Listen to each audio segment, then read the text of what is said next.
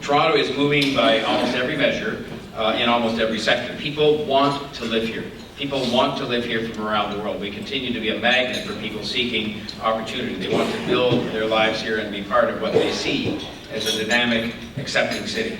We are the fastest growing city as between all the cities in Canada and the United States right now.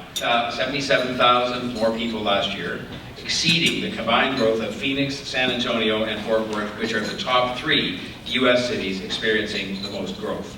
212 tall buildings are under construction right now.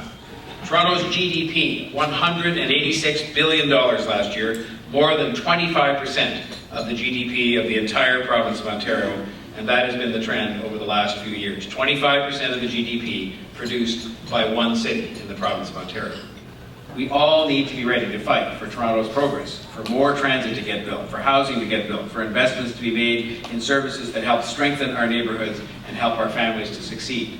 That many of the programs that we offer to people should be seen as investments as much as mere expenditures, which they're often described as investments in people, investments in families, investments in neighborhoods. And these are investments we must continue to make in order for Toronto and Ontario and Canada to remain strong. This is the greatest city to live in the world, and it is blessed to be part of the greatest country in the world. Long may it stay that way. Thank you very much. Last week, you and Council put a stake in fiscal sustainability by voting against open tendering.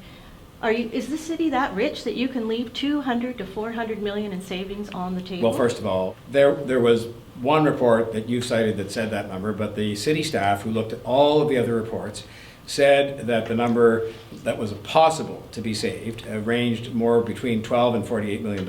And so we had a very delicate balancing act to take into account. And if you ask me today, am I content with the vote that I cast together with the vast majority of the City Council to say that we wanted to continue with labor peace in the city, we wanted to continue with the investments that those organized labor organizations make in training, huge, tens of millions of dollars every year.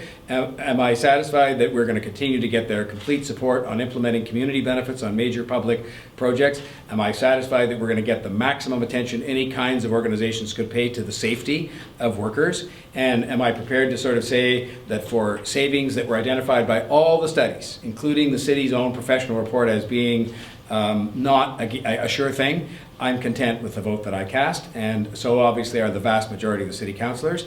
And I don't think when you look at amounts like that, not the amounts you named that have been cited by one person, when you look at amounts like that, they do not affect the financial sustainability of the city. They are large amounts of money, I concede, if you assume that money would be saved, which nobody says would necessarily have been the case.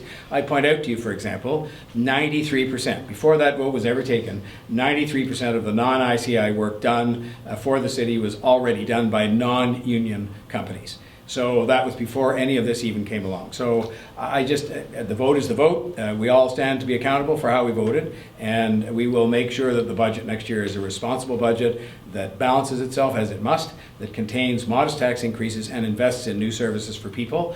And I only hope we can count on the cooperation of the provincial government to continue to support, as they have for, in some cases, decades, shared cost partnership programs that are good for people. Hamilton's report said there could be up to $200 million in savings. The city officials there said that. So are you denying that? Just 1 minute. And your own Auditor General said 2 years ago that there's a high potential for bid rigging and price fixing already 2 years ago in city contracts. So you've just shut the door and said the status quo is quite okay. If people are going to misconduct themselves in the bidding process, I've shown when there was the slightest intimation of that I can't direct what happens with public servants, but I certainly made very clear my wishes that people involved in even the hint of that kind of thing, when it was hinted at by the Auditor General, should have their employment terminated. And that was done. I stand by this, that the benefits that I believe we receive from these long-standing relationships, which go back in some cases for decades, on safety, on training, on community benefits, and on labor peace in the city, I believe make this the right decision. And my thought in that regard was concurred in by, I think, 20 other members or 19 other members of City Council.